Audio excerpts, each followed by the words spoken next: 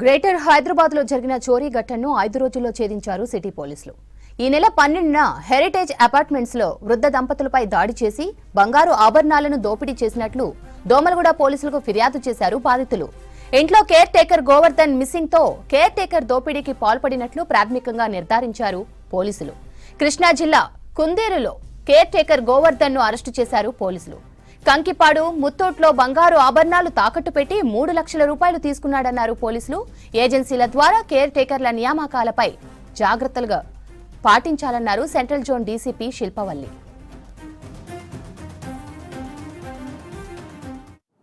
Domalguda police station లిమిట్స్లో Himayat Nagar heritage అపార్ట్మెంట్స్లో ఉంటున్నటువంటి వృద్ధ దంపతులని కొట్టి వాళ్ళ దగ్గర ఉన్నటువంటి గోల్డ్ ఆర్నమెంట్స్ని దొంగతనం చేసి వాళ్ళ ఇంట్లో పనిచేస్తున్నటువంటి కేర్ టేకరే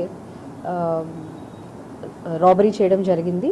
దీనికి సంబంధించి మనకి వాళ్ళ ఓల్డ్ కపుల్ వల్ల సన్ ఇన్ లా కంప్లైంట్ మీద మనం కేసు రిజిస్టర్ చేసి ఇన్వెస్టిగేషన్ స్టార్ట్ చేస్తే దీనిలో తెలిసింది ఏంటంటే ఆ కేర్ టేకర్ ఆ రోజు నుంచి కూడా కనిపించకపోవడము, మనకి ఓన్లీ ఆఫ్టర్ ఎవరైతే ఈ వృద్ధ దంపతుల ఇంట్లో కుక్గా పనిచేస్తుందో ఆమె నెక్స్ట్ రోజు మార్నింగ్ వచ్చి చూసుకుంటే తప్పితే ఈ కేర్ టేకర్ ముందు రోజు సాయంత్రం 4ంటికి ఆఫెన్స్ చేసి వెళ్ళిపోయిన తర్వాత రోజు ఉదయం 10 వరకు కూడా తెలియకపోవడం, ఆమె వచ్చి ఈ సన్ ఇన్ లాకి అలర్ట్ చేయడం ద్వారా మనకి కేసు తెలిసింది. కాబట్టి ఇమీడియట్ సస్పిషన్ కేర్ టేకర్ మీదే వచ్చి టీమ్స్ని వాళ్ళ నేటివ్ ప్లేస్కి పంపించడం జరిగింది.